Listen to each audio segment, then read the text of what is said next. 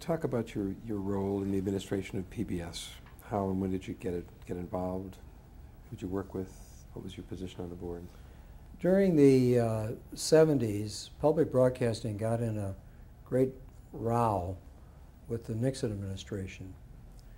And a conservative Republican named Ralph Rogers from Dallas organized what is now PBS, became the first chairman. I was on the board, and in 1978 I was asked to succeed him as chairman, which I did. And the problem, of course, with public broadcasting is we have an excess of democracy. Every station is in business for itself, and nobody's in charge, and it's frustrating. But despite our lack of a good working, efficient structure, I think we have brought great benefit to the country, particularly through things like Sesame Street, through Ken Burns' series on the Civil War, and so on. So I'm very proud of my involvement with PBS. Its mission, can you define it? Its mission is to provide a non-commercial alternative to commercial television, free of any restraints imposed by the marketplace, to provide education, inspiration, and a very heavy emphasis on children's programs. How is it funded, and how does it differ from today's PBS, what it began as? Well, when it began, it was heavily oriented toward instruction, classroom instruction. That was true in Chicago, that was true in many places. It's broadened out now, and many people who work in public television today have turned to it from commercial television, where they felt constrained and not able to do the things they wanted to do. In 1980, you were co-chair of the Presidential Debates League of Women Voters. I did that several times. I'm on the Presidential Debate Commission now. I was asked to do it by the League of Women Voters. Later, I believe that the political parties, the Democratic and Republican parties, should take that over to restore the role of the parties. And I headed a major study at Harvard on that project that led to the current Commission on Presidential Debates, which I serve on today. And our most vexing problem, of course, is what to do about third-party candidates. We included Ross Perot in 1992, but not in 1996, and we are re-examining those questions right now. Talk about the impact of television on presidential elections. I think it's changed everything. I think Jack Kennedy said himself to me he would never have been elected but for the Kennedy-Nixon debate, and I believe television is now where it's all decided. How do you think the campaign should be funded? I would go to the British system, where you cannot buy time. Stations cannot sell time, where the parties are allocated a certain number of hours of public service time to present their cases to the electorate. The campaigns last about 6 weeks, and that would be a much more intelligent and civilized way to run things than we do now. Let's move to your role in the leadership of CBS. How did you become a board member? What were your duties? Who else served with you? One day, well, I knew Bill Paley, and I knew Frank Stanton. And one day, Frank called me and said, when you're next to New York, Bill Paley would like to have a visit with you. It turned out I was in New York. I was in New York on some other business. So I arranged to see him, and he asked me if I'd go on the board of CBS. I had gone to see him when I was chairman of PBS for some advice, and I had gone to see him for some advice on the Annenberg gift of $150 million to public broadcasting. And I learned a lot that day, because Bill Paley said to me, "Who's running that thing for you? Are you running it yourself?" I said, "No." He said, "You got a very good person running it?"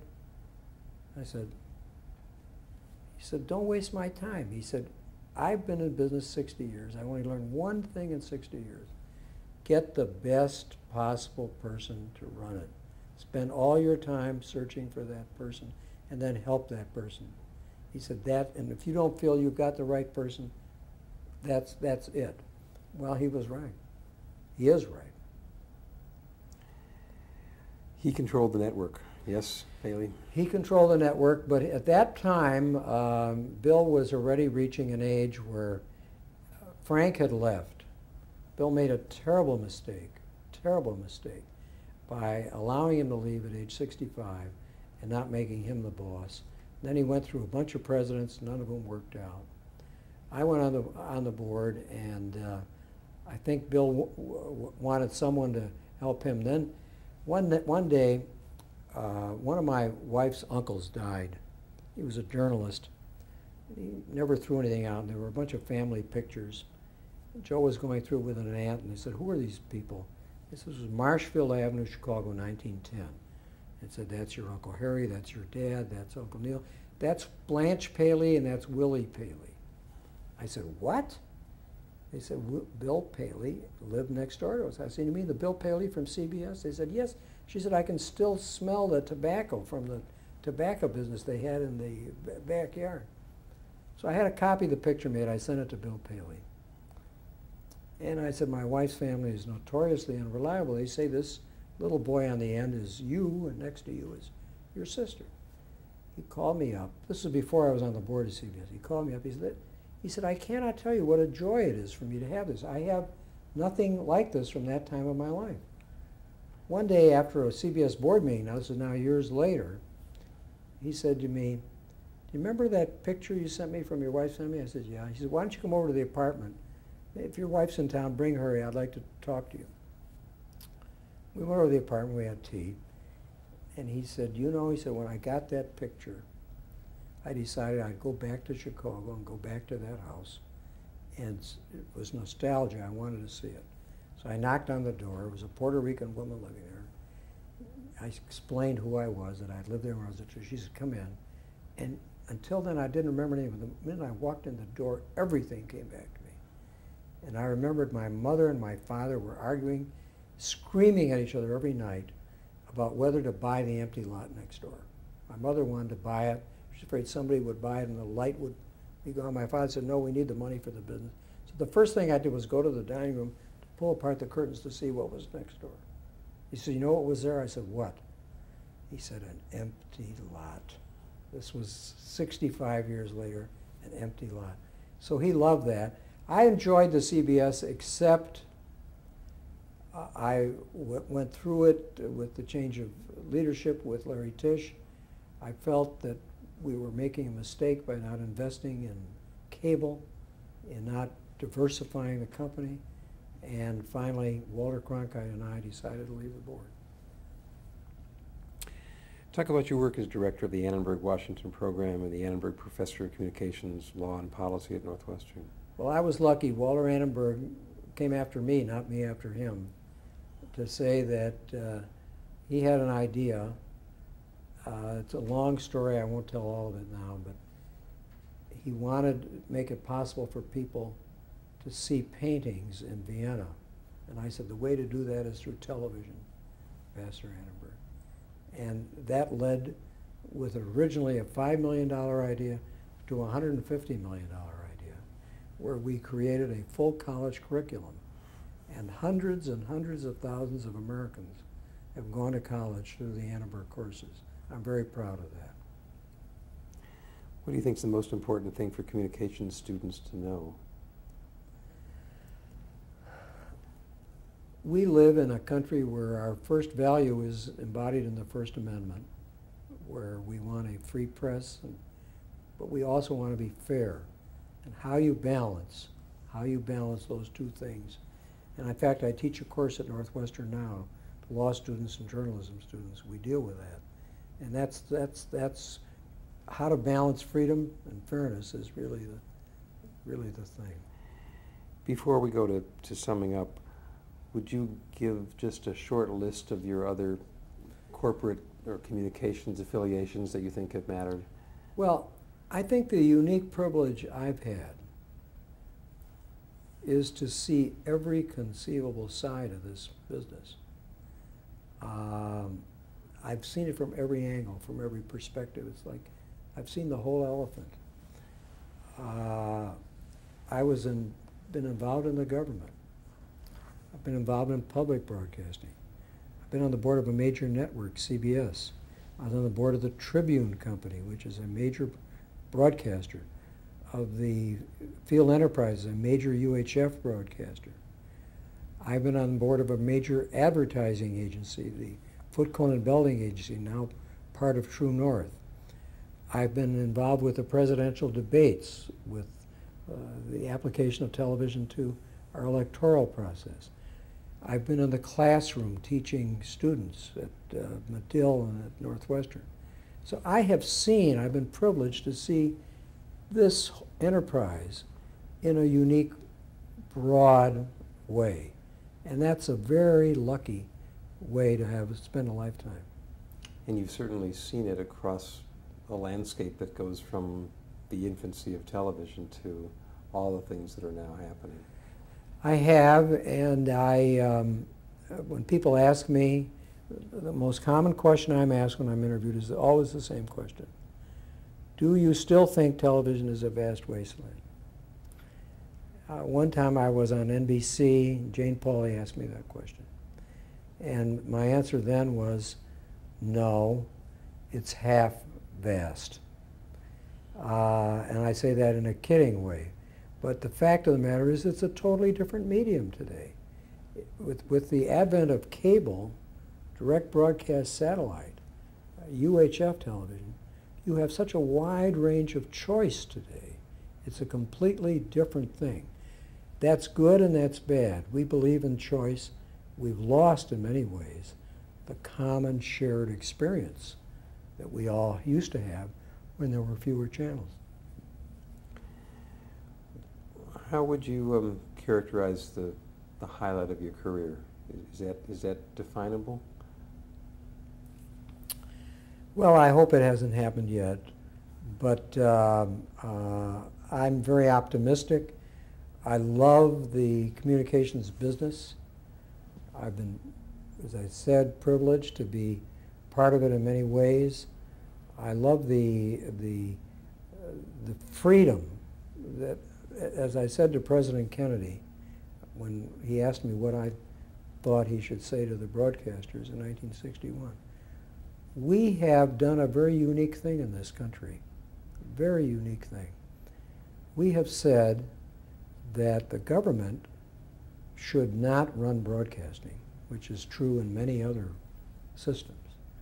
We've said, no, let private citizens do it, but let them do it and also serve the public interest. How you balance that, how you do that is a very tricky thing in a free society, and it requires very thoughtful and very sensitive handling.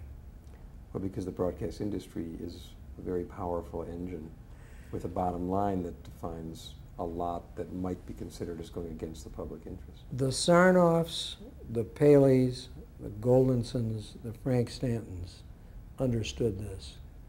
A lot of the people who are in it today might as well be in the shoe business or be in any business. They don't understand, or they don't care about the public interest obligation. They never heard of it. They regard it as just a tough, competitive business in which you look at one thing, which is the bottom line. I know Bill Baker, the head of WNET in New York, once said, he said, to aim only at the bottom line is to aim too low. And I agree with that. It's more than that. Does that speak to the need, if it were possible still, and I guess it's the Larry Tisch subject as well, that networks should have been able to remain independent so they only were dealing with their issues as opposed to being... Bill Paley and Frank Stanton have both said to me the biggest mistake they ever made was going public, because they then became subject to the discipline of the marketplace, the investment community, people who are looking at short-term gains. If you analyze the best newspapers in the United States, they are dominated by a family who are not interested in short-run performance. And I think that it's too late now to undo it, but clearly, I think that it would have been a better thing if our great communications companies were less subject only to worrying about next quarter's earnings and more interested in what public service they provide. Within that, do you have any regrets about what you might have been able to achieve? I wish I had focused more on the problem of children. I wish I had focused more on the issue of public service time for political candidates. What we have now bothers me very much.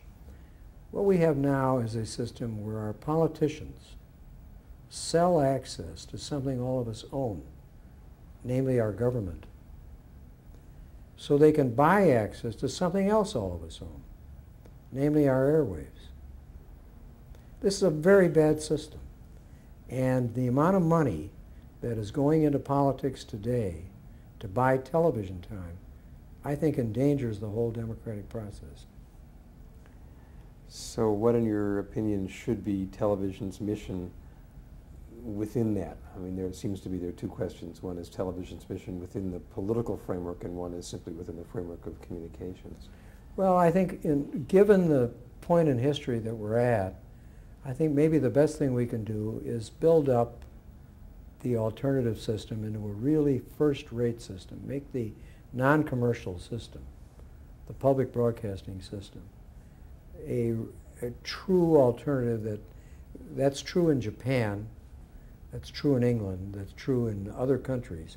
There's no reason why we can't do it here. Does cable play any role as an alternative? Yes, you know, when I was at the FCC, I met with the cable industry, and you could have put them all into a bus, one bus. It was a tiny, struggling industry just beginning. I did everything I could to help them. At that point, the broadcasters loved cable because it was extending a broadcast signal someplace where the people couldn't see it. So the broadcasters were in love with cable. They never figured that cable would turn out to be a tough competitor. Cable in many ways, and I admire cable very much for creating C-SPAN, which was an enormous public service. I admire cable for providing the great diversity of programming that is available. And of course, I'm sorry that they do a lot of stuff that's really terrible for people, and particularly for kids. So it's good and bad.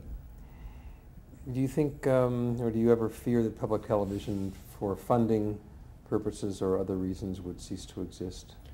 No, in fact, I've got an idea that Larry Grossman, the former president of PBS, when I was chairman and I are working on, we're going to try to revive the Morrill Act for the 21st century as a way to permanently fund in a trust fund the future of public television. I think that's what's needed. Has communication law changed over the course of your career? Very much so. It's become much more complicated. And today, the FCC is much more concerned about non-broadcast issues than it is about broadcast issues. It's the deregulation of the telephone industry and the competitive nature of that has changed everything for the better, I believe. And I think also the other thing is the technological revolution. I believe that eventually what we now think of as television will become also the internet, the computer. It will all converge into one. And in the next century, we'll look back at our current times as being very primitive. You use the term half-vast. What are some of the things you love on television for children in general, and is the quality of television programming on the rise, or can it be on the rise? There are a lot of things I love about television. I'm a regular viewer of both public and commercial television. I'm a television junkie. I also I watch the morning programs. I listen to NPR. I watch the sports. I'm a Cubs addict and watch the Cubs game on WGN and on ESPN. I watch NYPD Blue faithfully. My favorite program that Joe and I cried the day it went off the air was the Mary Tyler Moore Show. And of course we loved Kukla, Fran and Ollie. We still think Sesame Street is great. And we also are suckers really for, we were a constant viewer of the Jim Lair's program and Ted Koppel. So I watch a lot of television and pay a lot of attention to television. And for people who tell me, academic intellectuals very often, I don't have a television set in my house. And I say, well, you're not alive. What do you think has been the one 20th century event that has changed this nation the most? That's a tough question, and do you think television has had a role in it?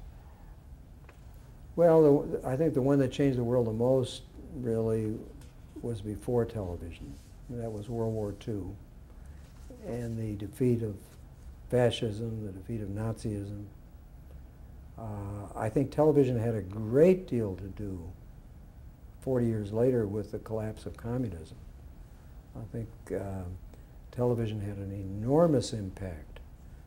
I served on the commission that Congress created to bring broadcasting in a non-state government way to the newly freed countries in Eastern Europe, Czechoslovakia, Hungary, Yugoslavia.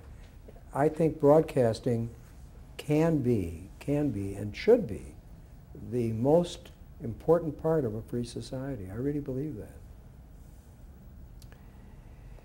Have TV audiences changed? Audiences changed. When television began, there was one television set in the house. The whole family watched it, and it was family-oriented programming. Now the kids have their own television set. Sometimes the husband and wife have their own television set. Sometimes the aged parents have their own television set, and they're all over the house watching alone. That has changed television very badly, in my opinion, because the unifying nature of things. Now we just had, you're interviewing me as we just had the terrible tragedy of John Kennedy. Television in the last weekend united the country again, almost as it did in 1963 when President Kennedy was killed. It happened on a weekend. The television stations all over the country were rebroadcasting film and video of events earlier. It had the same effect of uniting the country, I believe, that too often is missing today. Like the old crystal, huddling around the crystal set listening to war news or a boxing match or something. There are very few events that bring us together. The presidential debates are one. The World Series is another. I think the women's soccer was a great example recently of television at its best. How do you envision television in the next 50 years with all these changes? I think it will converge with other means of communication. I think it will somehow will find that the computer and the television set somehow unite in new ways. Actually, a good example of what's going to happen is a recent program on PBS on the life of Frank Lloyd Wright, where you began to see how the future will unfold, where you'd see a video picture, but then you'd be referred right on the screen to a website or material you could get on your computer for more. That's what's going to happen. Do you think broadcasters should have a professional code of ethics, not unlike the Hippocratic Oath for physicians? I do, and I feel that our own government made a terrible, terrible error in the 80s. The National Association of Broadcasters had a very good code of standards, children's program, controversial program. Our government, in a moment of idiocy, went to court to knock it out as violating the antitrust laws. Judge looked at the government and said, "Why are you doing this?" I said, "Because it's there, I guess." So that code disappeared.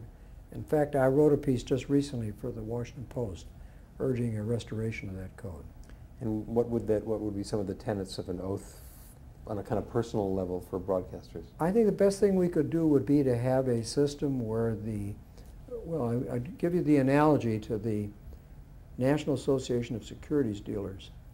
They have a code and a set of standards that they discipline people for violating. And if you feel you've been unfairly treated, you can turn to the courts or the SEC. We should do that in broadcasting. I can't believe some of the stuff that's on the air now. The Howard Stern stuff is absolutely appalling. Frank Stanton sent me an editorial saying that Howard Stern had recently shaved the pubic area of a young woman on television. He couldn't believe it. I couldn't believe it. How anybody could put that on the air is beyond belief. In fact, in my dissent to the commission recently on digital television, I said, "As the pubic interest replaced the public interest." When you look back, is there a mentor of yours that you are happiest to have been associated with? There are a number of them. I think in the broadcasting business, clearly Frank Stanton. Very often I got a job that Frank Stanton was asked to do and turned down. And they'd say, "Well, who do you recommend?" That happened to me on chairman of PBS. That happened to me on the presidential debates. That happened to me as chairman of RAND. So he's my employment agency. So he would be my mentor there. Another great mentor is Walter Cronkite. He was the first Minow lecturer in the program we created at Northwestern University. In politics, Adlai Stevenson and President Kennedy have been my heroes and continue to be. I believe that a mentor I've had mentors who have encouraged me in the law practice, my partners from time to time, but I also believe that everybody in this country, my wife and I have just done a family memoir for our kids and our grandchildren. I've thought a lot about it in the last few months. Everybody in this country should remember we took a terrible risk in this country. We said we are going to govern ourselves. We're not going to have a king. We're not going to have a dictator. We're going to govern ourselves. A very risky proposition. But I believe that that gamble, after more than 200 years of the Constitution, is paying off. Within the realm of that gamble and you having walked the path you've walked and done the things you've done, clearly touching lots of wonderful or tragic but important pieces of history, how would you like to be remembered? My kids say that on my tombstone, they will inscribe the following: "On to a vaster wasteland." And that may be it, because I'm afraid those two words will haunt me always. I would rather they would be, "He served or he advanced the public interest."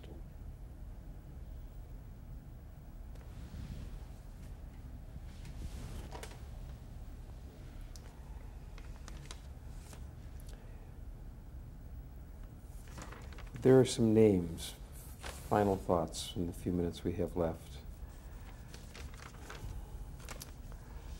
Jim Aubrey, just can you give some kind of a one-line reference? Big mistake CBS made. James Day. A fine man who was really one of the great heroes of public broadcasting. Red Quinlan. A great local broadcaster. Every local manager of a station should take him as a model. Arthur Schlesinger. Arthur is a great historian who is, I think, understands better than most historians the importance of the mass media in our century. Larry Grossman, who you mentioned briefly. Larry and I are close collaborators. We work together at PBS, And I think Larry is a first-rate example of a broadcaster with a broad sense of the public interest. Pierre Salinger, who you also talked about. Pierre was a very effective press secretary for President Kennedy. I think that he brought a sense of joie de vivre to politics. Fred Silverman. Fred Silverman, I've only met a couple of times, and I think some of the things he does are great, some are not.